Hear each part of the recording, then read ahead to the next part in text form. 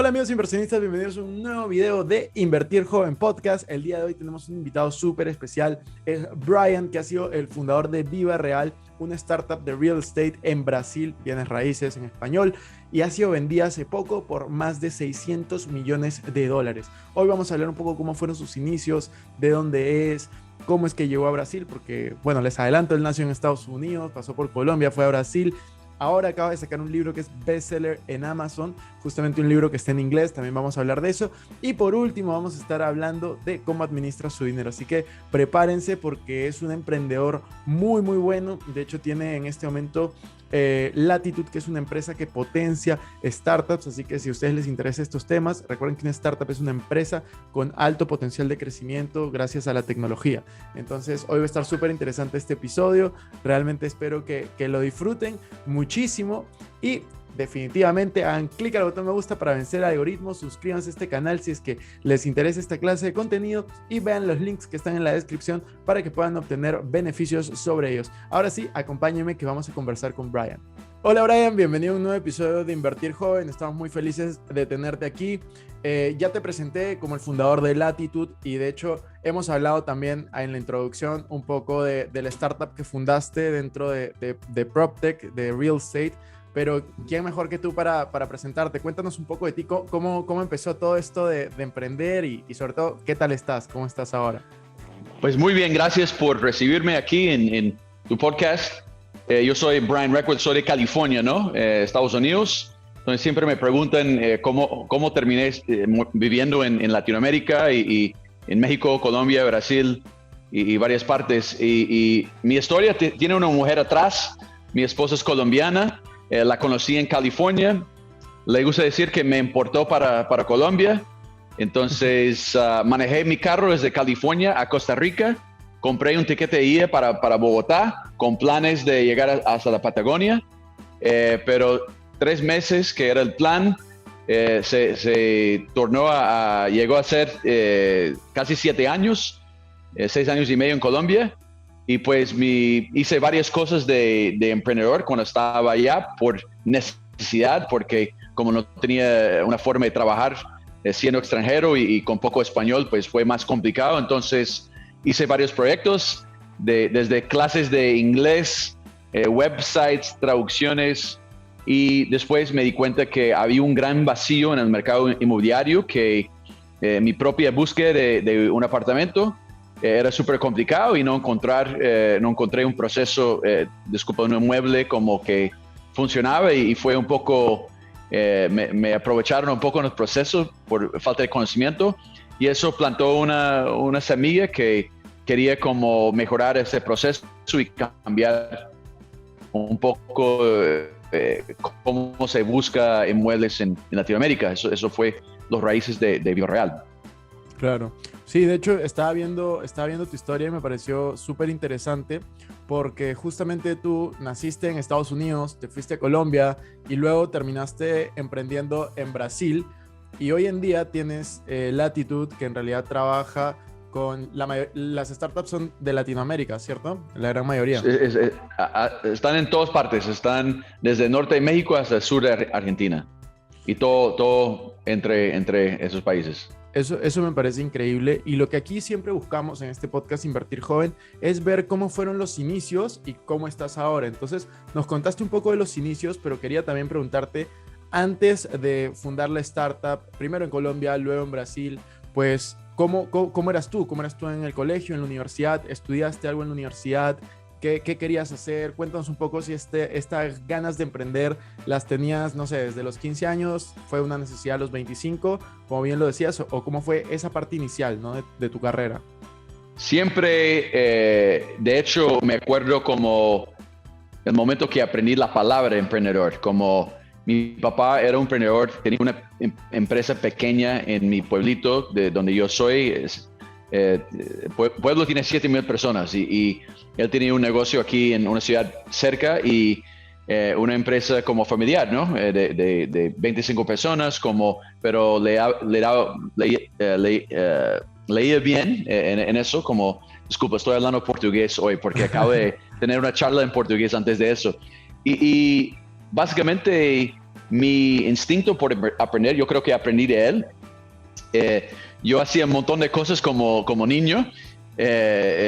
Siempre los proyectos como incrementaban a la medida que fui como de pronto soñando un poco más grande durante los años, pero yo me acuerdo cuando tenía como 10 años y alquilaba, yo tenía una chaqueta de Michael Jordan en la escuela, que era toda la cosa en la época, ¿no? Y yo alquilaba mi chaqueta a otros niños cuando estaban en el playground como jugando, porque esa chaqueta todo el mundo quería. Entonces, siempre tenía un interés. Ya después de eso, los proyectos que saqué adelante como joven y adolescente, yo tenía una piscina en la casa donde yo vivo y yo dictaba clases de natación a todo el vecindario. Y eso fue un trabajo en verano que, de hecho, gané mucho dinero en el verano porque pues podría cobrar bien y era un buen servicio. Entonces eso pero una lección que aprendí en eso, mis papás me cobraron un 15% de todas las ganancias porque pues dijeron que tenemos que calentar la piscina. Y eso es cuando aprendí de costos y también no solamente tener todo gratuito, ¿no?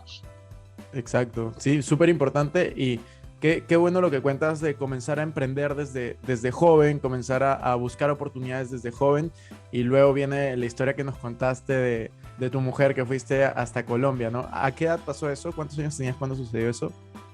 Mira, cuando fui a Colombia yo tenía 23 años, salí de la universidad, estudié español, de hecho literatura, entonces nadie sabía que iba a ser útil, lo que pensaban que iba a ser profesor de español cuando estaba estudiando eso, pero terminó siendo bastante útil con el hecho de que me mudé para Colombia. Manejé mi carro, salí de mi casa en 2003, manejé mi carro de México, cruzando 6 meses, cruzando todo el país, acampando, viviendo, pues pasando un rato en pueblitos en todo México. Centroamérica, llegué hasta Costa Rica, vendí mi carro allá y compré un tiquete de ida para Bogotá. Entonces eso fue en 2004 que llegué a Colombia, en abril, y fue como lo hice porque quería visitar a esa mujer que terminó siendo mi esposa, y somos casados, una familia aquí en California donde vivimos. Pero pues sí, fue más por motivo de descubrir la región.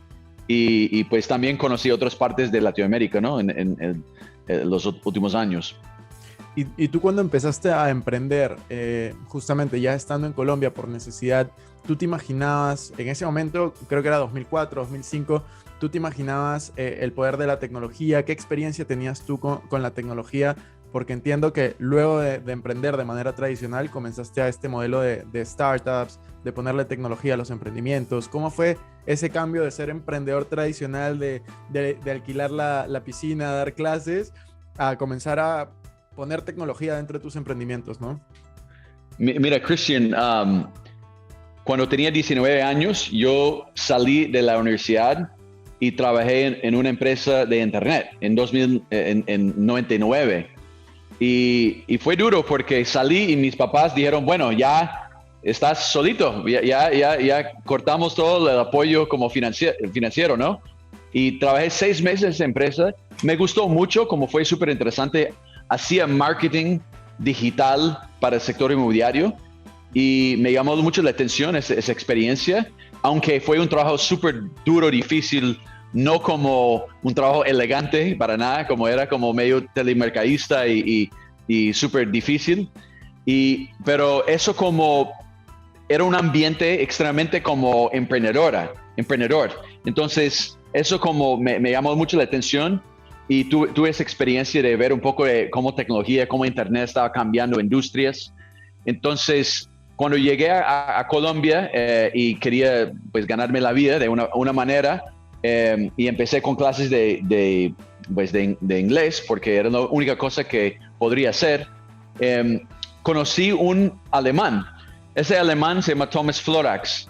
Yo lo conocí porque estaba pagando una multa en la inmigración porque había sobrequeado el tiempo extra en el país sin los papeles.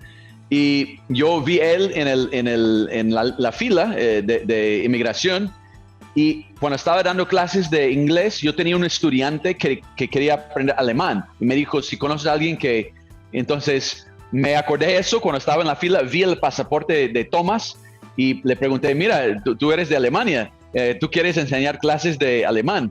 Y él dijo, bueno, necesito plata, entonces vamos a pensarlo. Terminó que él no daba las clases, pero que tenía un interés también en emprender y también tenía un poco más experiencia en el lado tecnológico en Alemania, donde trabajaba antes de eso en una empresa de telecomunicaciones y tenía un poco experiencia con la web. Entonces eso fue las semillas como que plantamos, empezamos a hablar de oportunidades, hicimos un montón de cosas diferentes como emprendedores en el comienzo, de websites y marketing y otras cosas, pero ya todo como empezó ahí. Buenísimo. ¿Y quién diría? ¿Encontraste a tu socio pagando una multa? Eso sí, nunca se sabe y toca siempre tener las pilas puestas y estar atento a las oportunidades. Wow. ¿Y con él fundaste la empresa de real estate en Brasil? Sí, pero no fue enseguida. Pues yo creo que es algo importante para quien está escuchando, que la gente ve casos de éxito y imaginen que es una línea recta. Y eso no es verdad. La mayoría de los casos, tú no, ya de repente como descubres que eso es la solución. Es después de mucha lucha, varias testando, probando, experimentando, pivotando. Entonces, antes de la empresa de real estate, Viva Real, teníamos dos empresas antes de eso. Una empresa se llamaba Call Connect, estamos en Colombia, y era como una empresa de websites que ya no existe, pero hacíamos websites. Yo me di cuenta que como estamos en Colombia, que podíamos vender websites en Estados Unidos por más dinero, en ganar en dólares. Entonces empezamos a hacer websites, empezaron en Colombia y después miramos para afuera. Después de eso empezamos a verticalizar el enfoque, ¿no? Porque una cosa es hacer un website, hicimos websites para como una finca de árboles de Navidad, como donde vendía árboles de Navidad aquí en California. Entonces, donde yo era Papá Noel cuando tenía 16 años, que trabajaba entonces llamé a ellos y los vendí un website porque no tenía un website. Pero lo que me di cuenta es que es importante tener un negocio escalable, algo que se puede crecer mucho. Y obviamente haciendo un website para ese tipo de empresa no va a ser escalable. Y además, como no tienen mucho dinero, es un negocio cíclico porque es de Navidad y no es el resto del año. Entonces empezamos a pensar más en algo escalable. Y ahí nos enfocamos en el sector inmobiliario, que es algo que es constante y pues hicimos websites para los agentes inmobiliarios en Estados Unidos. Y eso fue un negocio más escalable, pero cuando tuvimos cierto grado de éxito con la empresa y fue creciendo poco a poco, el crisis económico mundial de 2008 nos pegó como una tonelada de ladrillos, ¿no? Porque eso fue complicado. Entonces tuvimos que empezar a mirar y pivotar un poco porque nuestro mercado era muy pesado en Estados Unidos eso, y nuestros clientes estaban saliendo de negocio. Entonces, y además de eso, vimos que solamente tener un website no generaba valor suficiente. Entonces, empezamos a agregar todos los inmuebles para que haya una base de datos central. Y yo tenía una experiencia en Colombia buscando un inmueble que se me hizo complicado encontrar lo que quería. Y sumando esto, lanzamos Viva Real, que fue más una conexión de todos los inmuebles en la región. Empezamos en Colombia y la gente podía buscar y contactar los inmuebles directamente. Entonces, eso fue como el origen de Viva Real. Buenísimo. Y al final, Viva Real hace unos años terminó siendo adquirida por un grupo empresarial en Brasil, me parece, ¿no? Fue un éxito. Hicimos una fusión con nuestra competencia. Yo era el CEO y me torné presidente del consejo de esa empresa combinada. Entonces, no salimos de la empresa, sino fusionamos y manejamos la empresa, y después lo vendimos el año pasado en una transacción que cerró en noviembre. Esa transacción, ¿hay algún disclosure de en cuánto se cerró la transacción?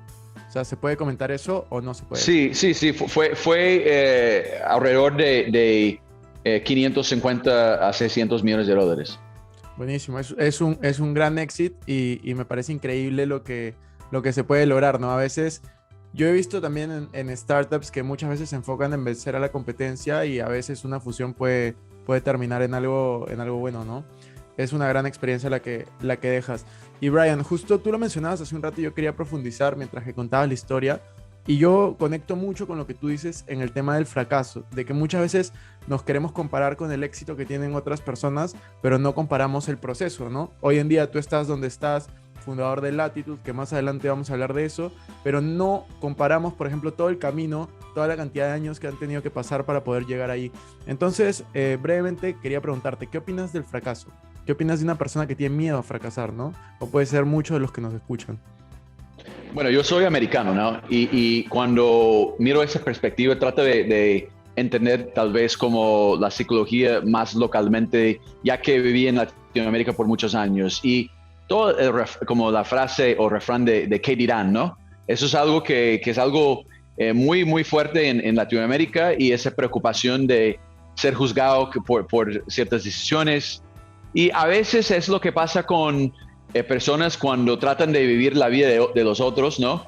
Y en el caso de como llegando a una reunión familiar y a veces la gente le gusta decir, no, yo trabajo para Banco X porque todo el mundo conoce el banco, ¿no? Entonces ya es como una aprobación de lo que tú estás haciendo bien. Y eso es una cosa que yo creo que limita un poco más las personas, y yo creo que el emprendedorismo está cambiando la percepción por casos de éxito. Ya es más trabajar en Nubank, que un banco que fue el banco conocido antes. Entonces, en términos de como jornada de emprendedor, que es súper complicado y se demora mucho, mi sugerencia para los que estén escuchando es tener paciencia, y es difícil porque uno quiere lograr todo ya y hacer todo como inmediato, y de hecho como nuestros como cerebros están entrenados para eso, ¿no? Hoy tenemos Rappi, yo quiero como la comida, yo quiero como ese servicio, y está en el punto de dedo, ¿no?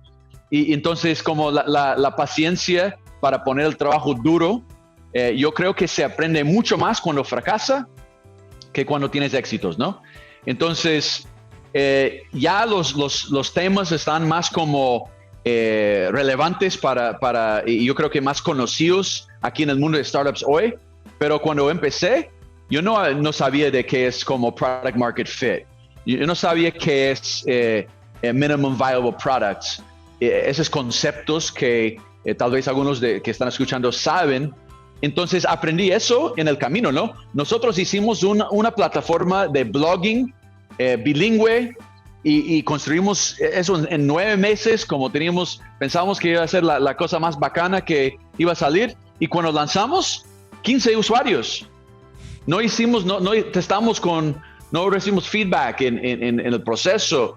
Entonces, esas lecciones ya son aprendidas mucho más fácilmente estudiando los errores de los demás. Entonces me siento un deber, y por eso escribí ese libro, Viva the Entrepreneur, que todavía no está en español, pero ya en los últimos, ayer pues tuve una charla con mi amigo Alex Torrenegra, que es un shark en Shark Tank, y yo creo que la demanda está alta para el libro en español, ya que no hay tantos recursos sobre el tema en español. Entonces estoy pensando en lanzar la traducción en español. Pero sin duda, pues esos aprendizajes de los errores, entonces por eso me siento un deber de compartir y reflexionar de mis experiencias, y no solamente contar la historia de la venta de la empresa, ¿no? Eso es la versión Instagram de todo. La versión real es que había muchos obstáculos, como momentos de frustración, de querer como esconderme de todo el mundo, porque estaba preocupado por pagar la nómina. Entonces, eso es la vida real, ¿no? Entonces, por eso, pues yo creo que es importante que no tenemos una versión romantizada del emprendedorismo, aunque no hay otra cosa que yo haría, que es difícil, pero pues para mí como no hay otra opción de vida. De todas maneras, es yo creo un camino muy bonito. Yo voy 10 años emprendiendo y las palabras que dicen en realidad son así. A mí me ha pasado durante los 10 años que he tenido emprendiendo, me ha ido muy bien, tal vez en 4 o 5, y me ha ido en 5 que quería renunciar, que he probado negocios, que han fracasado, he cerrado, he tenido una startup, no levanté capital, tuve que cerrar. Han pasado muchas cosas y yo creo que en eso es donde la mayoría de gente puede identificarse, y aprovecho también para felicitarte porque tu libro se ha vuelto bestseller en Amazon en inglés, pero seguramente muy pronto va a estar en español, así que vamos a dejar el link del libro en la descripción para que puedan adquirirlo, y de hecho ahí apoyen porque creo que está muy bueno. Yo lo voy a leer en estos días, está pendiente, yo tengo aquí mi Kindle, así que lo voy a leer de todas maneras.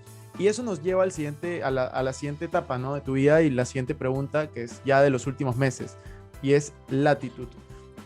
Cuéntanos un poco, ¿cómo nace esta idea de, bueno, ahora empresa Latitude, en qué momento se encuentra y qué es lo que quieres lograr con ella, ¿no? Mira, Christian, me siento muy afortunado que pues tengo el tiempo y los recursos para hacer algo de vuelta para Latinoamérica. Yo creo que muchas veces es más fácil como tener un éxito y quedarme aquí en California, empezar a invertir en bienes raíces y vivir una vida como un poco más cómodo, sin como el estrés que viene con un emprendimiento, ¿no? Pero como mencioné, me siento un deber y una responsabilidad de dar de vuelta algo. Entonces, por eso lanzamos Latitude. Nació el año pasado, en plena pandemia. Yo vi que había un montón de emprendedores que estaban quedando con la duda de qué hacer en ese momento. Algunos querían emprender, pero los recursos estaban como congelados el año pasado, en los primeros meses después de marzo. Entonces, empecé a recibir llamadas, ¿no? Emprendedores que me contactaron y preguntaron, ¿qué opinas de eso? Y yo decidí, como estaba esperando el cuerpo anticompetitivo que estaba revisando nuestro negocio para ser cerrado, y tenía 6 meses ese como tiempo de espera. Entonces, decidí ser útil y me gusta tener un propósito. Entonces, decidí dedicarme a hablar con emprendedores, escuchar sus desafíos, problemas, ideas, y recibí más de 150 llamadas de emprendedores de toda la región, y escuché varios patrones, como varias cosas similares, que las experiencias eran no únicas en mucho sentido. Muchos de los mismos desafíos pues pasan por todos lados, ¿no?